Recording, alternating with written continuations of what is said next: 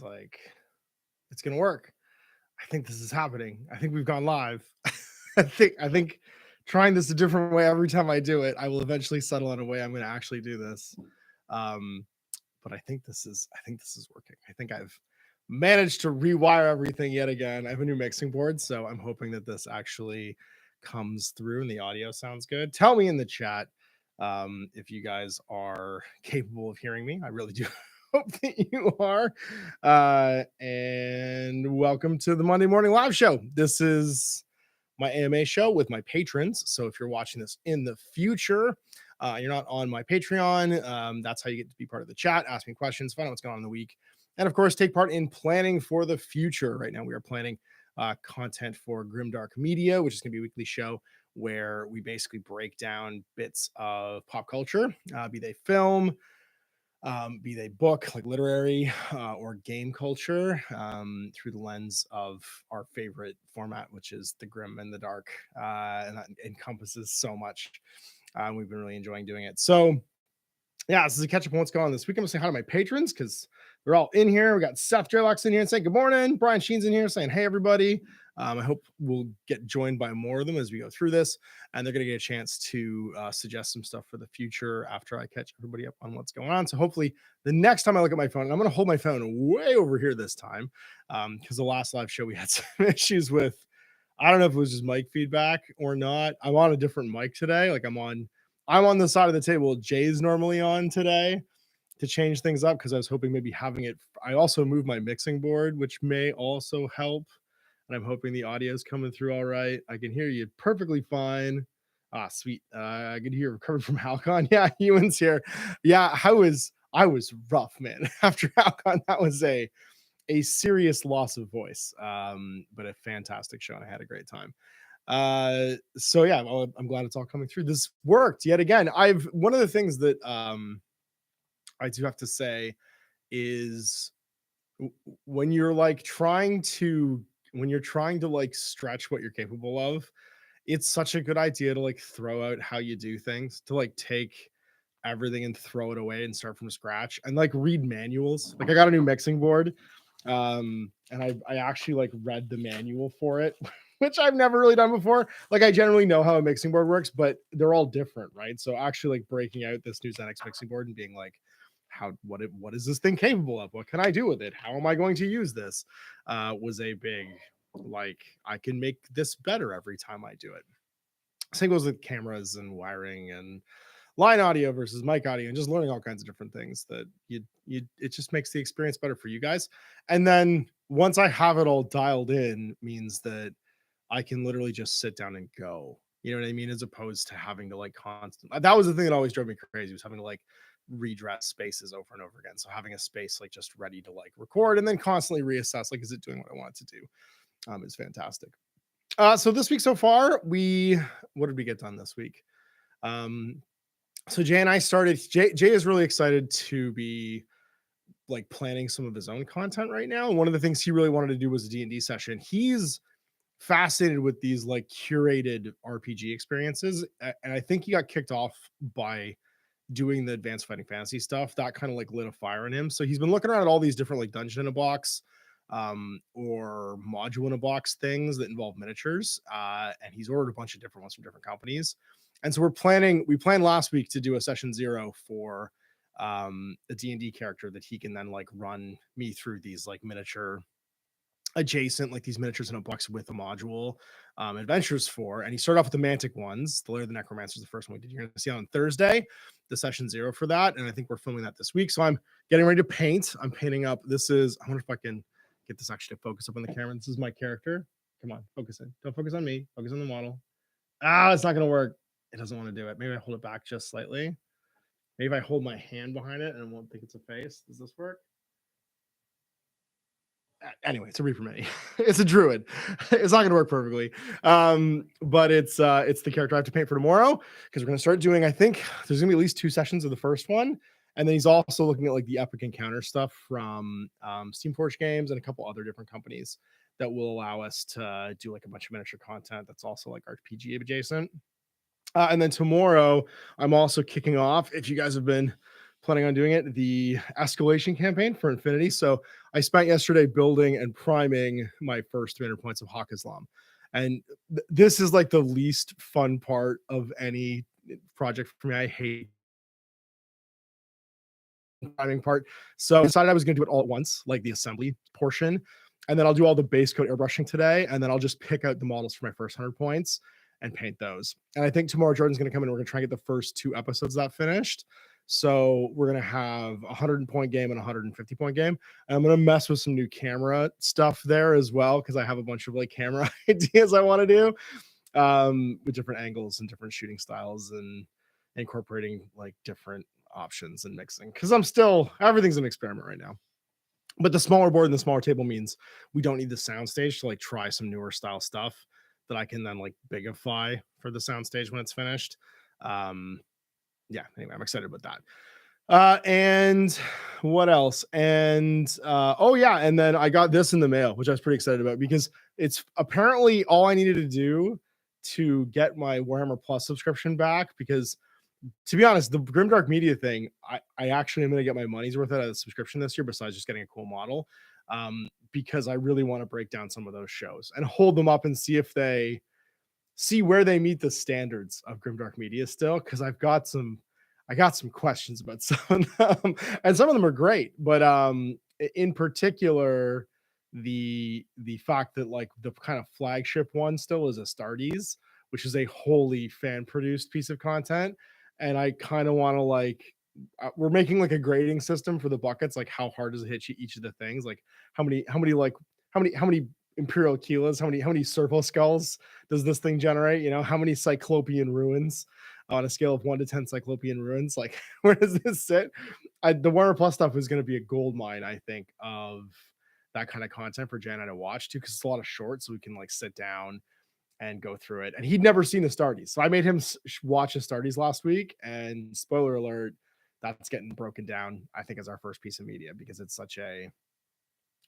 sits so interestingly, especially considering what you're going to see today. You're going to see, or not today, sorry, this week, you're going to see the second episode of Grimdark Media, which is how art turns into a brand. And that idea of something being made outside the ecosystem of the company being so like, I don't want to give it away, but anyway, it's going to be a good episode. I'm very excited about it. I think it's going to be fun, and it's going to generate a bunch of really interesting conversation for me and Jay. But I got this guy who I am super pumped for. I got my Azrak the Annihilator, this Warhammer subscription model. This is one of my favorite covers, I think, of a piece of like just GW art, period. And I love that this is what they're doing with these miniatures. I thought the first couple were cool, but this is like, there was no question which of these two I was going to get. Like the Age of Sigmar one's nice. Like it's a cool miniature. It's not like, this is just a piece of my childhood as a miniature. So I'm pumped to actually paint that. And then of course I posted this on Instagram and on my Facebook page, but we had a successful used bookstore walk. I got some Harlan Ellison. I managed to get a copy of Gentleman Junkie and Stalking the Nightmare. These are both great short story like compilations. Like there's one here called The Cheese Stands Alone, the Teddy Crazy Show. Like there's so much great stuff in here. As far as speculative fiction goes, this is some of the darkest, so I'm pumped about that. And then of course Hard Boiled, which I used to have in like a much larger format, and just wanted to reacquire. I didn't find that at the used bookstore. I had to order that from our local comic book store, and I'm glad they managed to get a copy of it in stock, because it is a truly grim and dark piece of Frank Miller comic book writing that I'm excited to like break down and talk about with you guys, because it's so underrated. I think it doesn't have the popularity that some of Frank Miller's other stuff does, because it is so violent and so like graphically violent, but it needs to be like, it's not gratuitously violent, because, and I don't want to give away too much of like the future, but like the themes of like humanity and inhumanity that it's like conveying, that violence is like a necessary plot device. And I'm very excited to see where that discussion goes in the future. We got, hang on, sorry. Ian Smith says your image quality is looking a bit low. What's that? Low res on my end. Since you try to focus on your mini, that teach you not to roll up a druid. Weird. I don't know. It's still coming through on my screen as relatively high end. I think, I don't know. This is just a shitty webcam that I found in a box. So, because I have a newer webcam, I have a 4K webcam on the way, that's getting used for the soundstage that I'm gonna mess with. So this was just about like, how do I lay this out? So this is not, I think it's just a 1080p. It might even be like a 720 webcam. I don't even know. It's just a Logitech webcam that I found in a box that I was like, I can move this around. So getting a higher end one eventually. But the point of this obviously is not the graphics necessarily. So I wasn't super worried about it. And my Black Magic capture card doesn't seem to be working, which was what I used to be shooting on before. Brian says Hardboiled is super hardcore, and Jeff Taylor's art is superb. It is a fantastic book. Here's the current cover for those of you who haven't seen it before. This is a fantastic piece of speculative fiction about the future. If you like cyberpunk and dystopian stuff, highly recommended. So I gave my patrons some homework in the Patreon post advertising this little live show today, and it's to back up homework that Jay and I have done. This is the current notebook for Grimdark Media. This is the Hilroy composition book. It's really funny. My mom found a huge box of these in storage, and she brought them down, and I have these. Take me back. This is my childhood right here. They're probably actually from the 80s because it's just a crate of unused kids notebooks. If you were in Canada, maybe even today, but if you were in Canada, certainly in like the 80s and 90s, this was the thing you did your like composition stuff and like your handwriting work in class. And so I thought, like, and they're just going away, so just sitting there. So I thought what I would do is actually use them for all of my note taking. So I have a drawer full of them here in front of me now, and we use them for all of the like preamble work and all of our notes. And whenever Jay and I just argue across this desk, we have conversations about it. But we made a huge list of like film, a huge, and like by genre too, because we wanted to like kind of divide it out. So we have fantasy, sci-fi, and then like other like modern dystopian books and novellas, and then we also did all the games that we wanted to break down. And there is a ton of stuff in here, but the homework I gave to the patrons was once a month or once a quarter. I want there to be a whole month dedicated to. I can't decide how I want to do it yet. This is a bit of like, maybe we spread it out and there's like one of the three gets picked by the patrons each month, which might be a better idea. And we just tier it. So like month one, it's the film gets picked by the patrons. Month two, that might be a better idea, because then what we could do is Jay picks one, I pick one, and you guys pick one and nominate them. And then that means that Jay and I don't have, like, we don't have to argue over what the third is. We just leave it to you guys. Maybe that's a better way of doing it. Maybe I'm just gonna think out loud and plan out loud, because I think that might, and that way every month you guys aren't waiting for something. Every month you get to have like your say as to what thing we actually like deconstruct and put down like a rating for and like talk about. Because I think that's maybe a better way of doing it. So yeah, so anyway, we have a huge list of games, and they're from all different genres: video games, tabletop games, board games, RPGs, miniature games, because there's so much stuff across so many, and a lot of like the properties go across different media too. So like one of the ones I'm really excited to get to game wise is Mutant Chronicles, because Mutant Chronicles is in the 90s with like some fantastic like backup. Again, not to like give away the endings, some fantastic backup from like incredible artists like Paul Bonner, Adrian Smith. It has like this like really great pedigree for the time, and one of the best, I would say, like box sets. Like when you compare the second edition 40K box set to the second edition Warzone box set, which come out around the same time, the Warzone box set is like way up here. Like it's head and shoulders above the 40K one. But then it's like the most baffling movie. And then a fairly good RPG too, and several really good board games. Like some of these IPs, when they become a brand like that, they like cross a bunch of different media. Same with BattleTech, crosses a bunch of different media. Although I don't think BattleTech, I don't know if BattleTech qualifies as grimdark, because it has a level of like hopefulness that and endurance that I think actually maybe makes it. It's a lot more Star Trek than it is grim and dark and dystopian. Like it's got a lot of realness to it, and like humanity sort of like being a like its own worst enemy, where like you're constantly infighting. It's got that Game of Thrones in space kind of like mentality to it, but it doesn't have that like end of times, 3 minutes to midnight, no matter what we do, we're damned sort of like feeling to it. It's actually a little bit more hopeful, I think. So I'm gonna dive in the chat, see what's up, see who's chatting and who's in here and who's come in. Nick Butler's here. Hey Nick, from the UK. He's dropping in while he's working on his own workshop. Awesome. Andy Reddick Biohell, yes, and War Machine. Those are both really good. Yes, and Paul Bonner's artwork is really wonderful. And so that actually leads us to the news segment. And we're done talking about me. Let's go to the news of the week.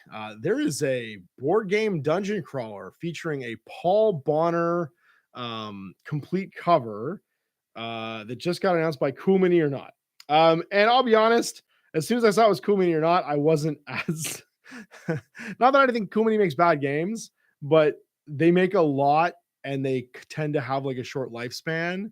So the fact that it was Cool Mini, I wasn't as excited maybe as if it was a different property. Like if that makes sense. Like not that I'm mad at Cool Mini or like don't like what they do, but let's just I can't remember what it was called. But it had an incredible cover by Paul Bonner, and I was about to have a look and see where it is because they just showed off the starter set, box set, and it's a crowdfund. I guess maybe that's where my mindset's coming from with that. Is that whenever it's a Kickstarter, it's not going to get to retail, and so I'm not as excited about it. There we go. Yeah, it's no, he just showed the cover. Paul Bonner's things here for the cover. We didn't actually put the title on it. And then I went to the Cool Mini website and they didn't have it on their first few things. Why can I not? No. Oh man, they didn't actually put up any of this. Blood Rage is getting a new thing. Zombie Side's getting a new thing. This is all standard fare. I'm seeing all their shorts. There's so much stuff on here, but nothing about this Paul Bonner cover, and they just literally spoiled it. Well, that's a pain. Anyway, there's a new dungeon crawler from Paul Bonner and Cool Mini coming. He did the cover for it. The cover looked amazing. It has a neat looking thing. That was one of my first pieces of news that I thought was pretty cool. Just because I love Paul Bonner. The second piece of news, which is really sad for those of you who are listening and didn't already know about this, is that I guess John Blanche isn't doing super well. He was in the hospital recently for surgery, last couple days actually, and I just wanted to wish him the best. I hope he recovers soon. He's one of my childhood influences, obviously, in the art community. So I was really sad to hear that he's not doing well and that he needed to have a surgery. And I hope it goes well, that he recovers really quickly. And if you want to send him good thoughts, obviously there's the Blanchett Zoo Style Facebook group that he's active on sometimes, as well as his own website. You can just post messages to his Facebook page, the John Blanche Facebook page, or go buy some of his art. That would be the best way, honestly. There's a John Blanche Prince website that I just went and bought some art from to just make sure that he gets a few bucks, because that's how artists get paid. And being paid in legendary status still hasn't happened yet for most artists. So if you have a chance to support him and his family, obviously you should go and do so. There's also some incredible deep cut arts on his Prince page of like his early artwork, and that's what I was excited about. I have a couple of prints already here in the studio. I have the Sentinel, which is a Dark Future print, and I also have the Tragedy of Macbeth as a print on the wall in the main room back here, but I wanted something for in here as well. So I figured ordering some additional prints from John. Because obviously, I mean, it's the huge part of like what I think of as grim and dark. I wanted to make sure I showed him some support, so I ordered one of those things. So you should go and do that if you guys love the arts, love John, and want to. That's the best. Honestly, that's the best way to show some appreciation, is order some of his art and make sure that he gets a chance to benefit from not just being an icon, because icons don't pay the bills. What do we got in here? So also from Brian Sheen, Moorcock's Elric saga, GW wouldn't have nearly half its content. It's really funny, neither would Gary Gygax. If you read this, so this was a comment that Jay made. A big part of the Grimdark Media thing started from a conversation that wasn't actually about planning that thing. It was already something that was on my mind, but I didn't really know what it was going to look like yet. It was an argument Jay and I were having about the cyclical nature of art and how this is the episode you're going to see today, but how does art turn into a brand? At what point do you start cannibalizing your own ideas and stop being so like influenced in your influences? You know what I mean? Like, and showing your influences. Like a big thing that happens, like fan art, for instance, is very often derived from the styles of other artists. And a lot of like early work that artists will do is imitating, or not imitating, but like taking maybe elements of the things that inspire them and making them their own, right? So like you see that very often in like comic book art where people will be like, I want to draw like Todd McFarlane, or I want to draw like um like Jeff Darrow, like I was just talking about Jeff Darrow. And so or I want to draw like, like what you call it, a Paul Bonner, like all these artists are John Blanche. Like there's a moment when you're first starting out where you're remixing ideas, and that's where you're innovating your own style, usually out of the things that you've learned from, that you've been influenced by. And even like the masters, right, were influenced by the painters that came before them, and that's a thing that sort of like drives forward into the future. Is you are no one comes in a vacuum. Everyone is surrounded by the things that they see and consume. And so the argument Jay and I were having was about what is that, once you start needing to get paid, you take a step basically and you transcend that like art thing. And if you become successful enough, it's kind of everybody's goal to become a brand, to become the thing that like you are now selling successfully and reselling and reselling and reselling. Um, One of my favorite examples of that, and he used to get like really angry at the airport when like TMZ would fall around, is Shepard Fairey and the Obey logo. If you were like, I don't know, a streetwear person in like the mid aughts, like 2000s through 2008, and 2008 is probably when he became the most famous because he did the Obama Believe um like logo. He did a logo for the Obama campaign, which became iconic, with Shepard Fairey. And so his like Obey and Believe things became his brand. And he was a great like, like street artist, but when he became a brand, he had to grow, and he was getting paid really well for it. And so you can't really be mad at an artist for becoming incredibly successful and now having a brand that he's managing. Well, that's typically the end goal for everybody. Everybody who makes art wants to be able to do it forever. And I think it takes like a real balancing act to not just, as soon as you have the option to become a brand. Um, and that's a conversation you're going to hear more about later on in the week. But the whole grimdark media thing kind of came out of that idea that there's like a a, a moment where you go through certain stages, and once you've kind of run at a rope, you turn into a brand where you're like recycling yourself. And we'll talk about that a little bit more in the future, but it's a big topic. So anyway, we got more suggestions in the chat here. Obviously, we're talking about Murkoch's Elric saga, and sorry, that was to finish my point off with the brand thing, is Appendix N in the D&D book, the original AD&D Dungeon Master's Guide, is that thing that we showed the first episode of Grimdark Media, where Jay's like you used to wear it on your sleeve, like in the 70s when they wrote D&D. There's a whole section in the book basically being like, this is what we were reading when we got inspired to do this, and you guys should go read this too, because this is what like generated our imaginations, and this is what inspired us. And how that's like not a bad thing necessarily. So like the fact that the Gods of Chaos concept, especially, which comes in the Realms of Chaos books for Warhammer, is very much like lifted from Moorcock's Elric saga and Stormbringer. Like those things there's a healthy dose of that in the GW mythology that they then kind of codify and make their own. Um, it's not surprising, because everything being made back then was kind of like an homage to everything else. Like the Arbites are basically Dread's, you know what I mean? Like Justice Department. Like there's a whole lot of Dune navigators and stuff like that as well in there. What else we got? I managed to break my Kickstarter. Ewan said, I managed to break my Kickstarter addiction, though it cost me a pile of cash, and I always lost my enthusiasm for the product before it turned up. I'll be honest, that was the thing for me, was like it as soon as it had like an end, and the end was thing turned up, you couldn't get him to play it with you because no one was playing it outside of your basement. Like you need to really love the property for it to be for you. And there's some things that I got via Kickstarter that I am super pleased with, and I will never worry about that money. And I'm happy with like the end result, because I got what I wanted. I moved on. Great example, I think, is like Relic Blade. All that stuff's through Kickstarter, but Sean gave stuff outside of Kickstarter on top of that, and the Kickstarters basically were created so that he could basically move the product line to the next evolution every single time. And to me, that's like a healthy way of using Kickstarter. I think for an artist, Kickstarter is perfect.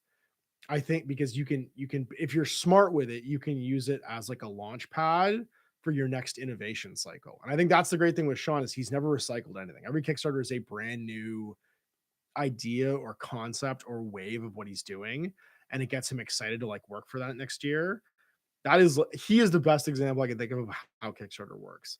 I think the truckloads of plastic Kickstarters, which were, I mean, they were where it was at. That was pretty much what we got for most of the aughts were these like giant plastic dumps. There's so many of them rotting in the back here. The Robotech Kickstarter is probably the most I would say fraught example, but obviously there was a huge thing with the confrontation resurrection Kickstarter that's like it's in court right now. Like there's a lot of like turmoil in that universe. And when bigger companies use it effectively as just like a going to market system, I do think there's value in that still. Like I don't actually begrudge companies for doing that because what you're doing is you're cutting out the banks and the interest and you're going direct to your consumer and saying, we would like a loan to advance order this product that we're going to send you. I'm actually fine with that because fuck banks.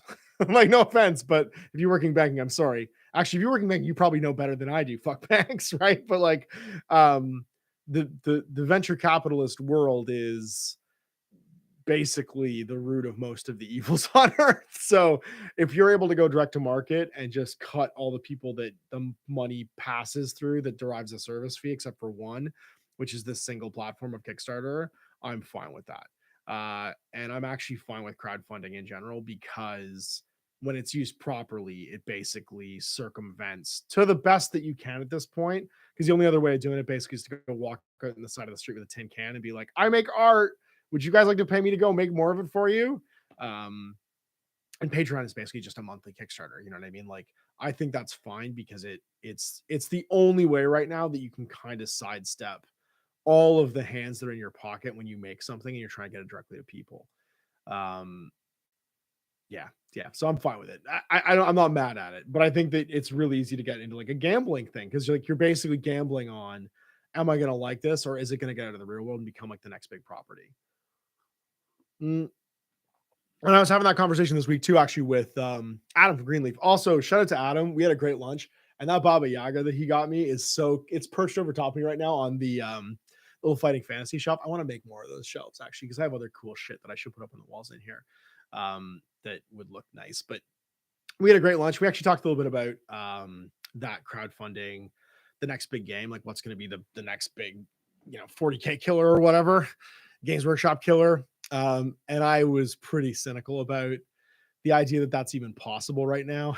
Because I don't think you can create a game system today that can compete not with the game, but with the apparatus around the game. Because I think that at this point, what you're talking about, if you want to create the next hot thing, we're very mined out as far as our interest. And I think there's a ton of great games being lost right now because the actual thing that creates popularity is the industry apparatus around the concept.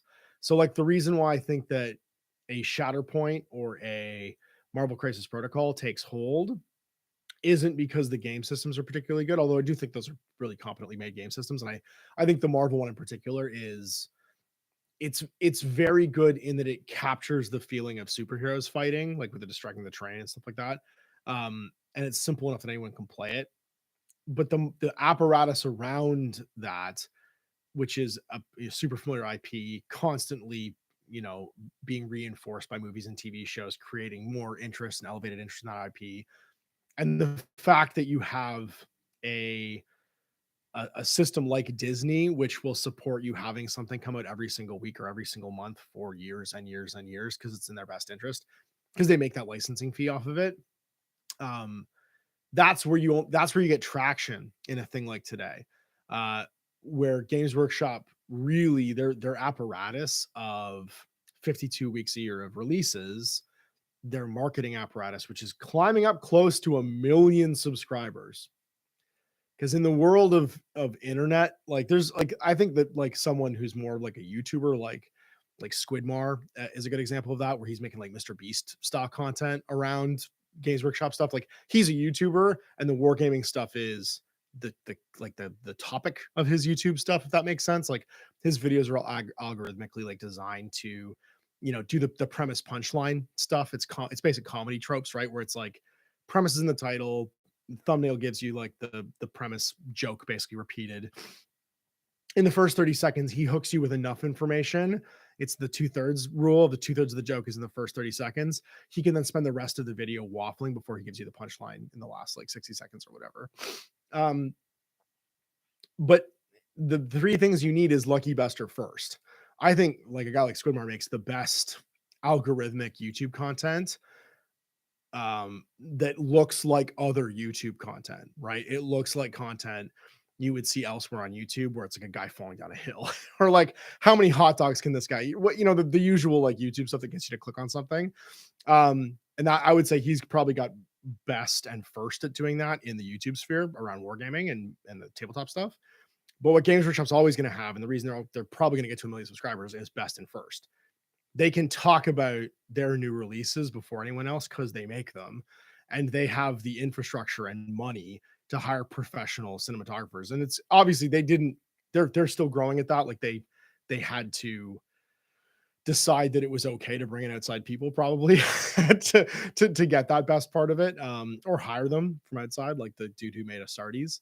Uh, and so you can't compete with that because you'll never be the company making the content. So vice versa for a miniature game, to ever take down 40K, you have to have a factory producing 52 weeks a year of like purchasable content. You have to have a apparatus like the 1,000 or something retail stores promoting it to the ground level to people who've never seen it before. And you also have to have the infrastructure to promote that before anyone else and have them care about it, right? And then 40 years of IP brand recognition that brings that all along with it. So it's like you can have really good short-term success maybe with an element of the customer base, but I don't think you're ever going to see anything catch on like that, because I think that machine is so big and so loud and so aggressively, like even people who hate Games Workshop stuff endlessly talk about how much they hate it. That's just good for Games Workshop. That just like if they didn't want that company to succeed, they would never talk about them again and spend as much time promoting other things as talking about Games Workshop, right? And that energy, even talking about them as detractors, does nothing but build their success. You would need to completely silence the internet talking about it, because bagging on them is just helping them at this point. The audio is cutting occasionally. I don't know. My audio is getting interrupted on and off. That's weird because I haven't touched anything. And oh, maybe it's just advertisements. I don't know. If you can hear me now, then it might just be on your end, because there's nothing. There's nothing. All of my indicator lights are still green, and I haven't actually touched anything, so everything should still be fine. Hopefully, it's just a rendering thing. Let's see what other suggestions we got in here. We've got.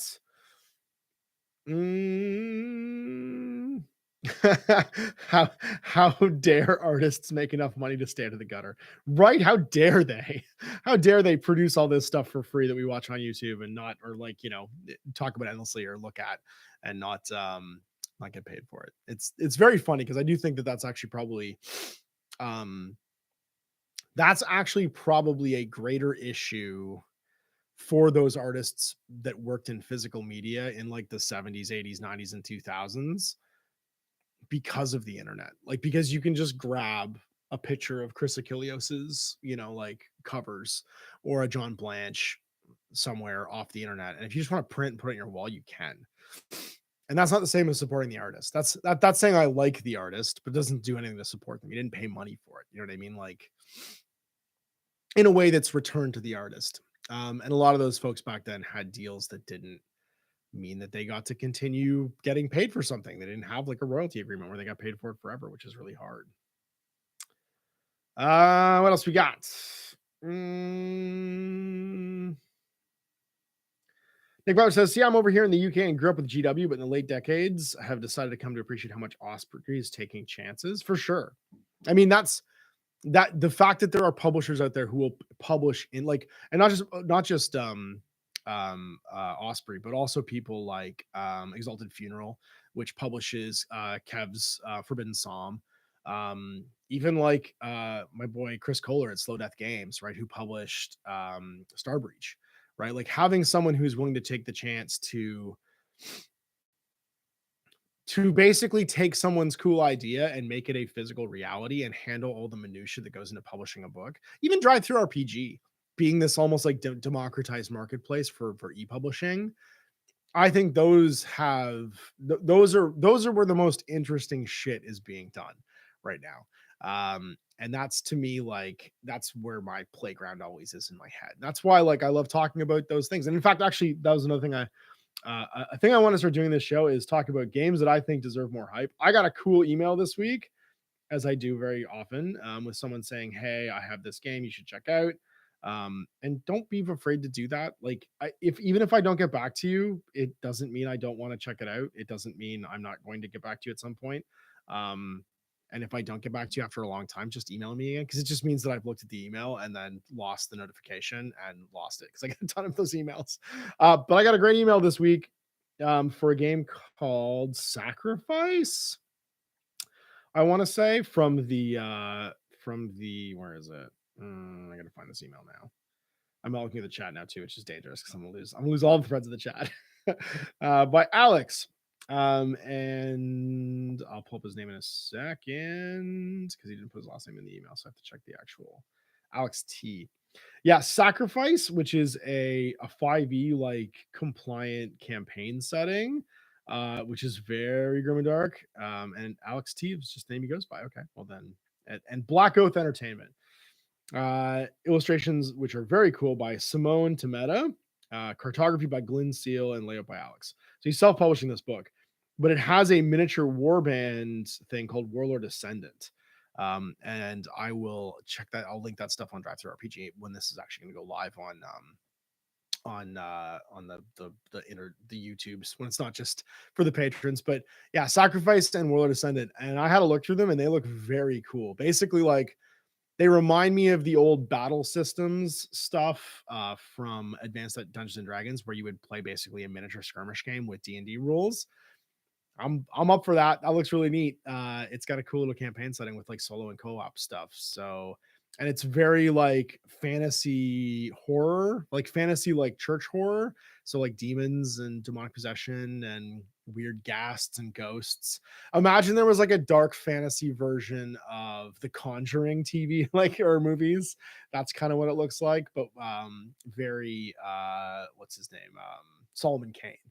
Yeah, it's a Solomon Kane miniature game is the vibe I'm getting here, and I think that deserves a little bit more hype. So obviously you'll see more when I get a physical copy. I'll be able to review it, but yeah, I'm hyped for that. That's a thing that came through this week. All right, I should go back to the chat because my tangents are having tangents, which is a usual thing. But talking about self-publishing, Nick probably would have never been able to do that without something like Drive Through and all the self-publishing tools that are out there now. And when that stuff shows up in my inbox, it makes me happy because there's just cool stuff. There was another one. Shoot, I don't remember the name of it. It's not in this inbox though. It's in my other inbox. It's in my I'll save it for later. It's in my because I'm gonna lose the thread otherwise. It's in my my Facebook messages, my pages page inbox, which is a disaster by the way. But there's another version of that. There's another like kind of grimy, grim, dark looking game that came through that they're doing a physical copy so I can review it and show it to you guys, which I'm pretty excited for too. I should put the chat back up because I've just completely lost it now. What else we got? No, everyone's just talking about Osprey now.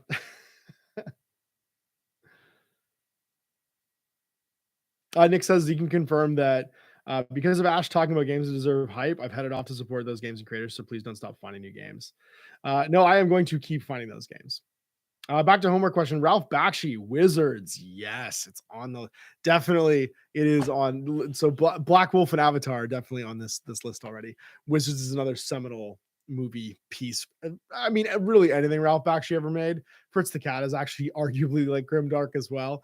But Wizards in particular is a. I should get some Wizards art in here. That's something I should try and track down. I'm trying to find more fabric posters because I can make more acoustic paneling out of them. I can just wrap them and make frames for them. So maybe I can get a fabric print of the Wizards poster because that would be rad. I do love Wizards. I used to have the like head shop. My mom tried to give it to me when she was like cleaning out stuff from the house, but I used to have that classic head shop Lord of the Rings. It's like a greeny black and it's not black and white. It's like a pencil sketch almost, but it's in this like dreamy, greeny sort of like art style. I wonder, actually never have looked up who actually drew that. Classic Lord of the Rings poster. I think everybody had this poster at some point because it's very famous. Vintage Lord of the Rings poster. Who made that poster? Lord of the Rings poster artist. 70s. It's a crime I don't actually know that. I owned that poster when I was a kid. Who drew the Lord of the Rings poster? Jimmy Cowdy's Lord of the Rings poster was one of the Athena's best-selling posters in 1976, with interest in J.R. Tolkien's fantasy novels still riding high. So yeah, and that's because of Zeppelin, obviously. Like Zeppelin, like in the 1970s, being probably the biggest rock band on earth. I'm just gonna say it. I'm gonna say Led Zeppelin was probably one of the biggest rock bands on earth at that time. I could see why that was such a huge thing. Jimmy Cauty's early posters published by Athena International, including the famous Lord of the Rings and the Hobbit paintings. Oh, that's right, because it had both. It had the Hobbit kind of in the bottom half of it. God, I love that piece of art. I should get that framed for here too. But anyway, the copy I had, because it went to a lot of apartments when I was younger, and it somehow ended up back in my mom's house. It was in dire shape, and so I was like, "No, we won't keep that. I'll just get a new one." Certain posters stayed. My Easy Rider poster and that one, they did not make the cut. Unfortunately, they were too grimy. They could not hold together the same way. That's funny. Jimmy Cotty, that's a good one. Nick Bauer says he was a video store clerk in the 80s, and that might explain my love of movies no one else has ever heard of. Hell yeah. Like Hell Comes to Frogtown with Roddy Piper and They Live. These are all great. Athena, home with a poster of the tennis player scratching her butt. Yeah, it's true. Oh my god, I forgot about that one. That is a classic like poster of the 70s and 80s as well that I completely forgotten about. What a callback. My god. All right, so I think it's time for some questions from the chat. I think there's 8 people hanging out from Patreon right now. Everyone's in weird time zones, so I try and pick this time because it's close to quitting time in the UK. It's close to lunchtime. For maybe I'll move these to. Should I just do them at lunch? Would that be easier? Tell me in the chat if I did them after 5, or even just tell me in the future if you're watching this later on, your patrons. If I do them at noon Eastern time, it's 3 p.m. Pacific, which is probably not great. It's close to quitting time. It's 5 p.m. UK time, and then it's lunch hour for most people here in Eastern Standard. So it feels like that might be the better time. I want to do like a Monday morning show, but I want to give lots of warning too. So if I do it noon my time, maybe we'll just call it the nooner. Like we'll just do the GMG nooner, the nooner AMA, and change it slightly so that more people can participate. Because I just want to make sure that the time is like, obviously there's no good time, but capturing those 3, if I can do like lunch hour for the Eastern Standard, and then for the UK having it be after quitting time, might be easier for everybody to be able to participate. Yeah. So yeah, 5 p.m. might be better because then people can actually. I know my video starts at 4 p.m. Yeah, at 11 right now, it's going to be at 4 p.m. But if I push it an hour, it'll be 5 p.m. for you guys. It's close to 5 right now, is what I was saying. The Lord of the Ring poster was also a signpost to other gamers that you were one of them. That's true. If that poster showed up anywhere, you kind of knew you were with your people. Also, that meant that you'd probably bought it in a head shop. Someone that sold incense and bead curtains, and like weird comics was you could probably, if you found that poster somewhere in the UK, you could probably also buy 2000 AD comics. You could also probably buy D&D. If you found it in North America, you could probably also buy a bong, and some bead curtains and some mats made from weird papyrusy shit. I think that's the one. Make a chart of different times, roll a dice and turn randomly each week. No, I don't want to do that. I'm trying to dial this in. This is literally the fourth one of these I've done. So I want to try and actually make this as like convenient as possible for everybody. I'll do the next one at noon. I'll do it at noon Eastern Standard Time next week. And that way for everybody that's for everybody that's on UK time, it'll be after 5. Like it'll start at 5, but it'll roll in after 5. So if you're, watching your phone or whatever on the bus on the way home or on the train, or just walking home, you can even just listen to me fucking tether and put in chat comments. And it'll be lunch hour for everybody Eastern Standard, and then in Pacific, well, you get to live in the Pacific, so you know whatever. you guys are getting it. You guys are getting it when you get it. Unfortunately, actually, no, it would be earlier for them. It would be 9 a.m. It would be when they're getting to work. Is what it would be. Works for me. This time on Monday works for Paul Shorten. Because for what's worth, I'm sticking Tufts on Forbidden Psalm figures as I listen. Amazing. Actually, it's funny. I was just thinking about you, Paul, because I found this the other day. Hang on.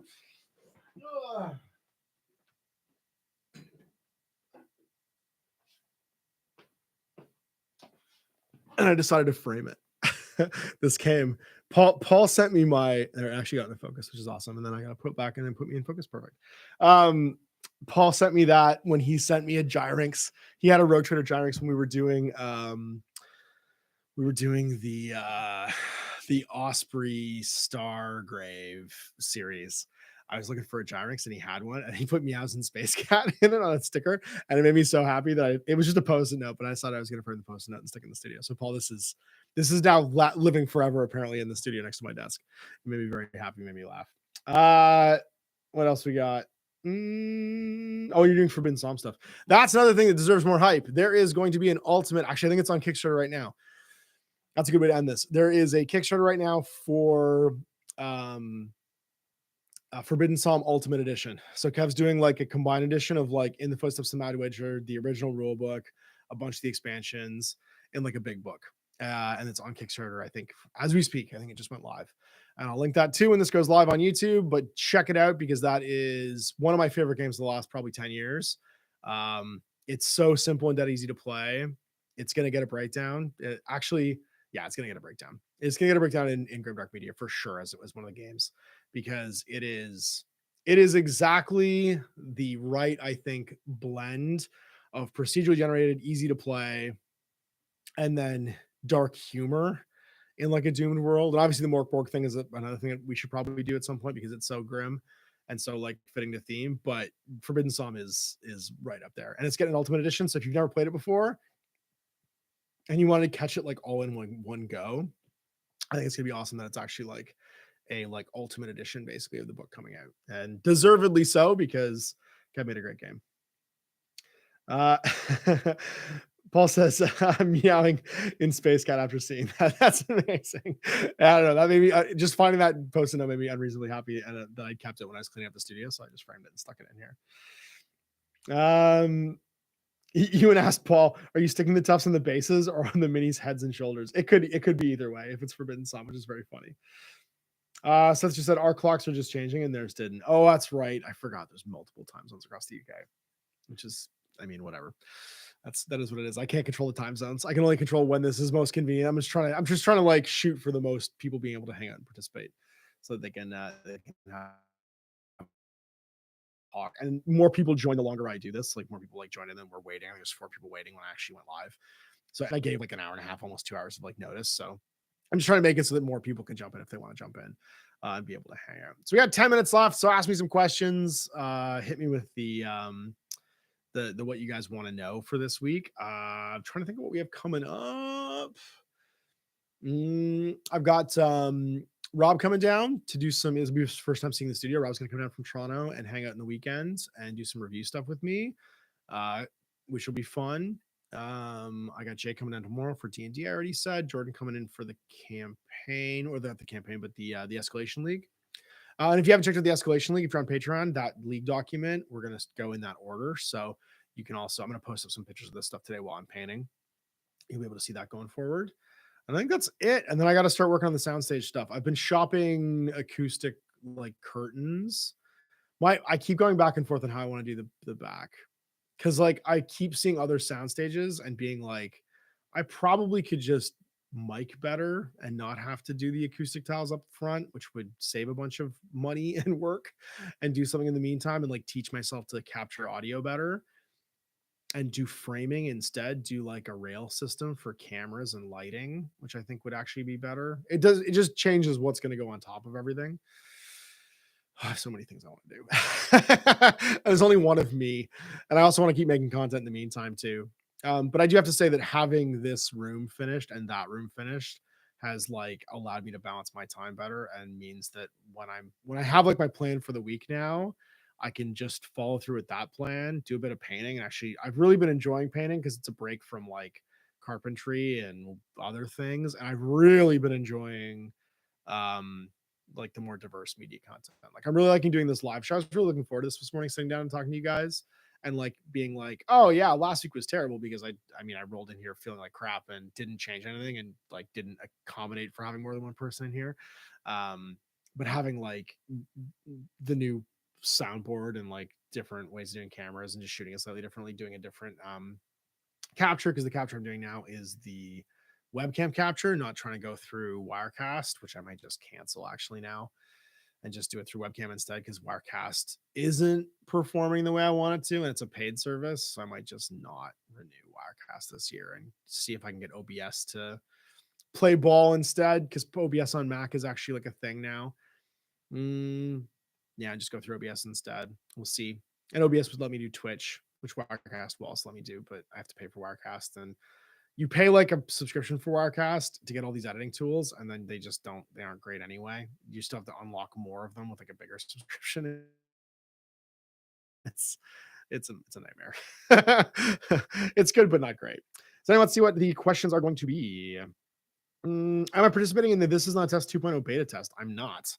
I know it's happening because I know I'm in the groups and stuff, and I've seen what Joey's working on, but I don't have time to participate in beta tests, unfortunately. I love Joey and I'd love to play it. I'll play it when it's done. Also, I wouldn't want to like influence it. Like I'll be honest, like I think that I think that Joey should have like his own thing that he makes, and then when it's done, you know what I mean, I can then like look at it and see what I think. Like I don't want to, I love collaborating with people when we're working together on something. I love he's collaborating with Black Slate because I think they're going to do it, they're going to take a lot of the work off him for doing it himself, which I think was always, you know, like a block to him being creative. Like he can just like engage with it and publish, and they can handle a lot of this stuff that he was doing himself before. uh and I'm excited to see what he comes up with. So I kind of don't want to spoil it for myself, if that makes sense. Like I loved his first edition of the game. We played a shit ton of it here on the channel in the very early beginning days. It was one of the first indie games we ever played, actually, in like 2015. So I kind of don't want to ruin it for myself. I want a triumphant return of This Is Not a Test, unspoiled by my expectations. You and Sad, I just checked out the Forbidden Psalm End Times Kickstarter. The first photo is those North Heart minis are wonderfully woebegone. Very fitting for the game. Yeah. North Star stuff is, I would say their monster game is leveling up huge compared to like the early days when they're just doing like stuff for Frostgrave. Some of the early there's nothing wrong with the early Frostgrave monsters, but um they're not as, I would say, like they're generic, if that makes sense. Like they're like the Green Army Men of monsters, the early ones. Not that they're bad, but they are just very like, I think Kev Dalmore's painting does them more justice than the miniatures themselves do. And then now there's some real like banger monsters out there that look fantastic because they've just gotten other sculptors involved, like cool sculptors that can do different things, as opposed to using like the one or two that they kind of started off with. What else we got? Nick posted the cat from outer space. Yeah. Nick Butler asked, "Was this not a test? I might have missed a thread." Okay, well then, if you haven't seen my Nickel City Stories playlist, just search that on YouTube. And you'll see a much younger version of myself, almost a 10 years younger version of myself, playing an indie game that I don't think I think I just like had searched. Oh, it was Let Adventure Forum. I saw Joey posting about it on the Let Adventure Forum back in the forum days 10 years ago when I was still on Let Adventure. Not that there's anything wrong with it, but I just haven't. I haven't participated there in a long time. And it's a like warband builder, very much like Mordheim structurally, not the game, but I mean like that you build a warband, it's of a type. It has a leader profile, you recruit your warband members and you fight. Um, it's one of those like Necromunda warband style inspired games set in like a post-apocalyptic universe, a retro futuristic post-apocalyptic universe. So before I think it's maybe right around Fallout 3 is when he starts writing it. So this is like early, like Bethesda gets the license for Fallout. Fallout's just starting to blow up again, but mostly we're referring still to like early Fallout games. And we wanted to play a post-apocalyptic game, so we decided we were going to. And there wasn't really a good one out there, and Joey's was one of the first. It's a great post-apocalyptic banger. So yeah, go check it out. He's doing a new edition with Blackside Studio, I believe. And yeah, it looks badass. Like it looks really, really cool that he's doing a new one. So I'm excited to see what he comes up with because it's an expansive game. And the rulebook is huge. Sorry, Brian said the North Star minis for Silver Bane at Canada, they look great. Yeah, I'm pretty excited about them. The backpack and the Wendigo both look fantastic. I haven't seen them painted yet, but Kev Dalmore did mention he was working on them, I believe. So I'm super excited to see that. That's going to be a very cool paint job, as Kev does tons of their painting. And I got a message actually from somebody. Who was it? Oh yeah, it was Kev. Yeah, Kev sent me the message. He says he's working on the book and he's gotten a copy of it. I actually don't have a copy of it yet, which is very funny. I wrote it, but I still don't have my whatchamacallums, my like author copies. I think I get 10 copies as part of my contract of everything that I write with Osprey, and I just haven't seen them yet. So hopefully they'll show up soon. I'm excited to have 10 copies of that book to be able to put the little pile of stuff for sale at the back of the studio over here. I've got a pile of Steel Rift rule books. I've got a couple Gamma Wolves rule books left still from that pile too, and some Silver Bennett stuff. So if you ever come visit the studio, I can occasionally have rule books in stock. I don't tend to keep them in stock, but I do sometimes have piles of stuff that you can buy. Now we're creeping up on done. Let's see if there's any more questions. And this feels like it was much more successful than the last one, and then I feel like I managed to appropriately. It feels like still blown out. I can't apparently with this like website. I have to get the lighting right physically. Like the light, I feel like I'm like on behind a giant light. I have a big diffuser on this light, but it still feels. And I closed all the drapes, but it still feels like ultimately bright in here right now. And like I'm all washed out. I look like I'm gonna die. I look like Nosferatu in this photo. So I'm still dialing in how this is all gonna work. But hopefully this setup becomes like the future setup, and we can do this with guests. I can get myself organized enough to do this on a schedule. And we keep doing this Monday morning show because I really enjoy this show. I like being able to talk to people directly. I love all my patrons and hanging out with everybody. Todd says the bright light will help with the vitamin D this winter. Yeah, but it's not I have a grow light in the other room too for all the million plants that used to be on my porch. My neighbors, these two retired teachers, they had this giant fern that they didn't want to put inside because they didn't know where they were going to put it. But it was on their back porch. It's beautiful, but they were just like, "Could you take it to the studio this winter?" And I was like, "Sure." So I have it like rigged up in one of the corners, but it doesn't quite get enough light, I think, for what it is because it's a tropical. So I have like a big dollar store grow light over it. Just make sure it gets enough light. I guess I could just lay under that maybe and get some vitamin D from it.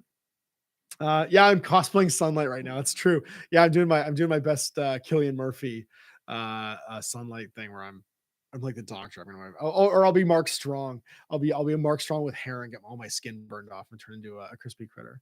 I just recently watched Sunlight again to make notes for the series I'm doing, and that's such a good movie. When you watch Captain America die in that movie, it is it's gut wrenching, absolutely gut wrenching. Bring back Seinfeld vibes, the Kenny Rogers chicken side. I could do the red one. All right, I'm just gonna turn it off and see if it makes a difference. Hang on, guys. Let's see if this does this. Or if I just can turn it off.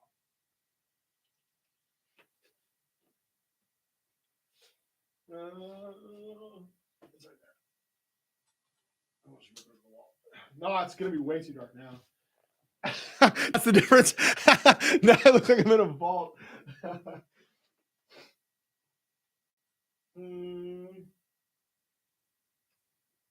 we're gonna turn it back on.